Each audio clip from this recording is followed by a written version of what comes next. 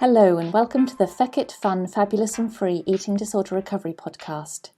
I'm Helly and I'm here to provide regular bursts of information and inspiration, some neuroscience applicable to eating disorder recovery, perhaps a few rants, but otherwise lots of positivity with a bit of a feck it attitude, some fun and a sprinkling of fabulousness to help everyone find freedom in recovery. Hi everyone, and welcome to this episode of the Feck It Fun, Fabulous and Free Eating Disorder Recovery podcast. I'm Helly, and I'm here to talk about all things related to restrictive eating disorders and how to overcome one.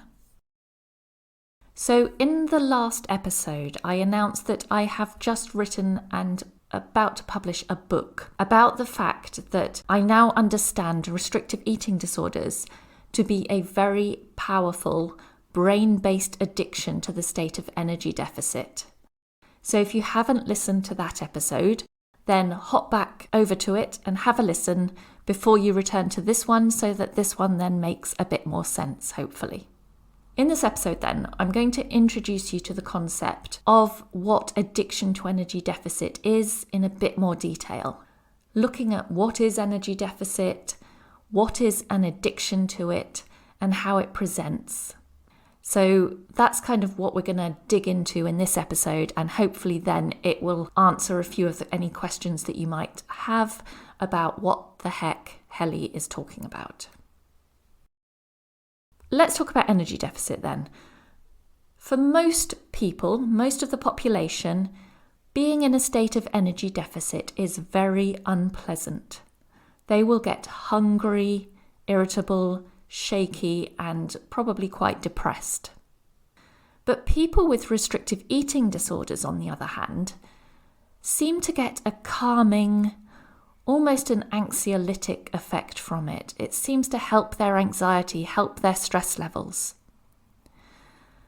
And to people with restrictive eating disorders, energy deficit has a similar effect to that experienced by people addicted to other forms of drug. So energy deficit is a physiological state in which your body has insufficient energy in terms of the energy coming in and or the stored energy supplies to meet its requirements. So it's really important to understand that energy deficit doesn't just relate to insufficient calories being consumed relative to those being used. It also relates to whether your body has enough fat and lean tissue stores to meet the minimally necessary level that your brain recognizes it needs. So this is what we think of as your set point levels. If your body is below this minimum level, if you're below your set point, you will remain in a state of energy deficit until your body mass is restored and until you are consistently consuming enough to meet your body's ongoing energy demands. And this necessary level for your body composition, as I say, is also known as your set point. And your set point is largely genetically determined, and it can't be predicted by a doctor or a BMI chart or anyone or anything other than your body and your brain. And when the drug you are addicted to is actually a physiological state, such as energy deficit, it's much harder to pinpoint which aspects of your life and behaviours relate to it. So that's especially true when you compare eating disorders as a form of addiction to someone who has an addiction to drugs, to gambling, or to pornography, where there's a specific drug or behaviour that you can very clearly say, yes, that's what I'm addicted to, that's what I need to stop. And that's also very likely why eating disorders have yet to be widely recognised as a form of addiction, which I believe now almost 110% that they are. So how then does an addiction to energy deficit develop? Well, when you developed an eating disorder, you will have initially engaged in behaviours that put your body into a state of energy deficit.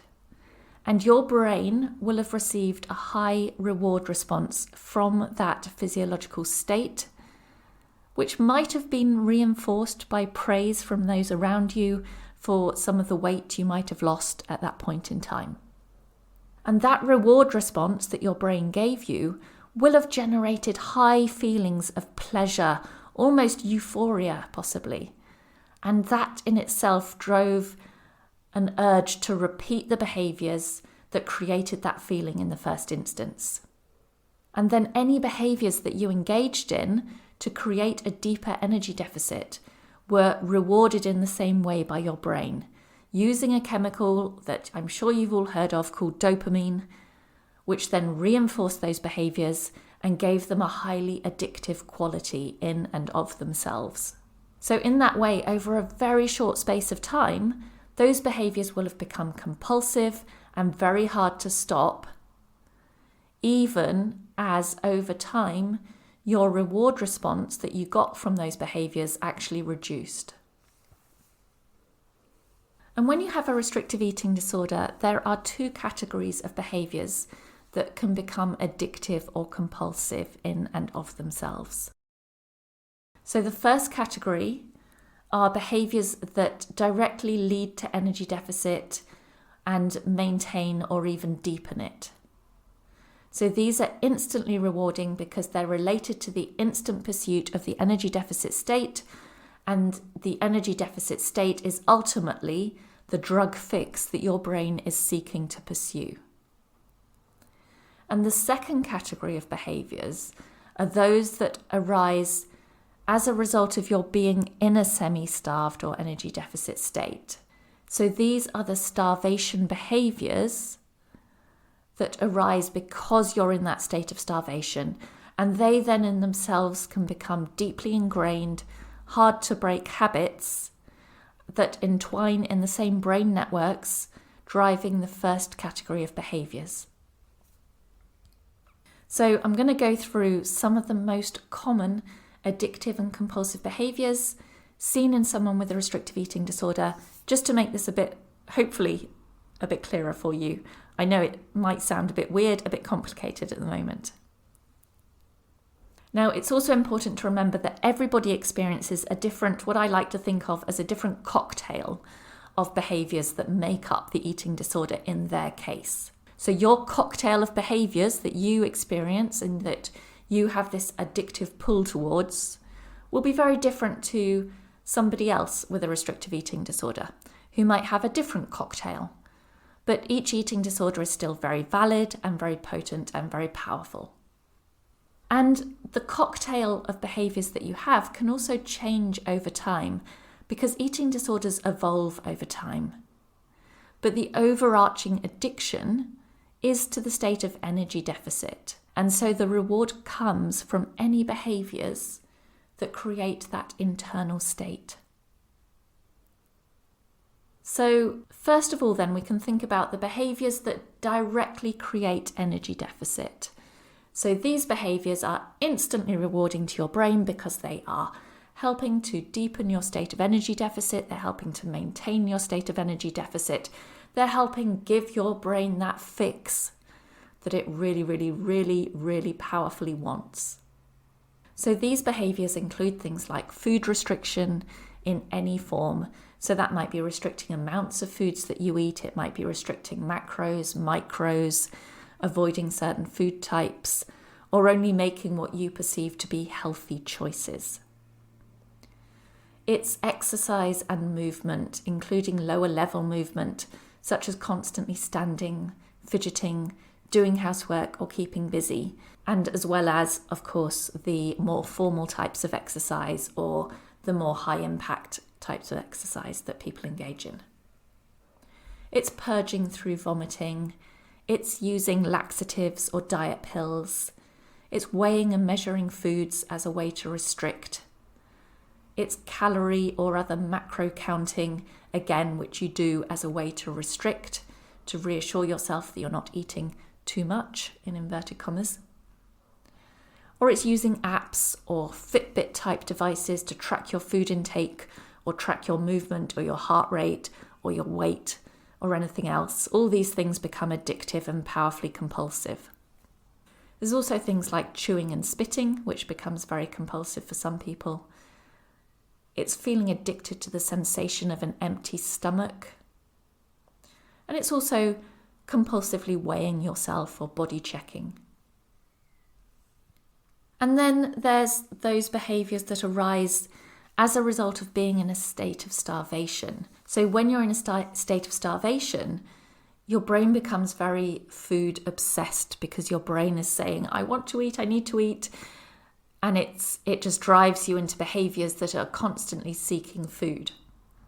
So then those behaviours in themselves can become compulsive and addictive to you. So that's things like visiting the supermarkets or other food stores, even though you don't actually then buy anything.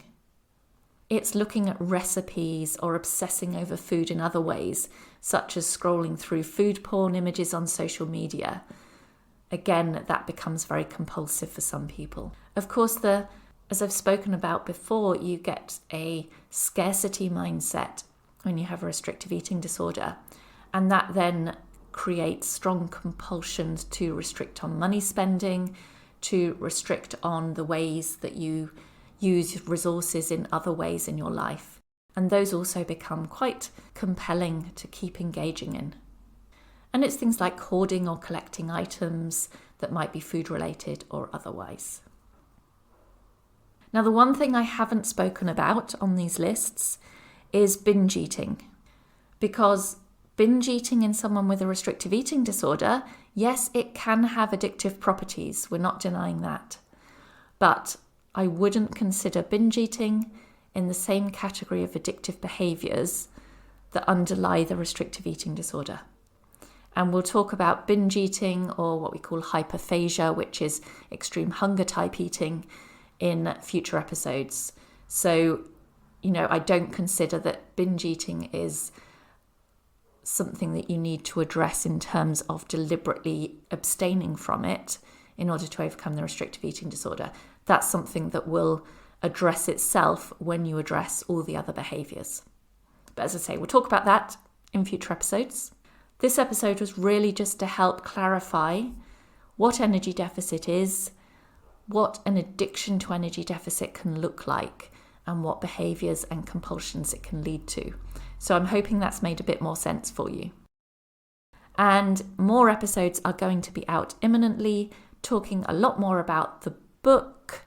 My book is called Addicted to Energy Deficit. So please pre-order it or go out and buy it if it's out now, which it might well be by the time you're listening to this. And otherwise, I will be talking, as I say, more about what is included in the book in future episodes. So stay tuned for those as well. And you'll find out much more about me on hellybarnes.com. You'll find the book available on Amazon and all good other book retailers online.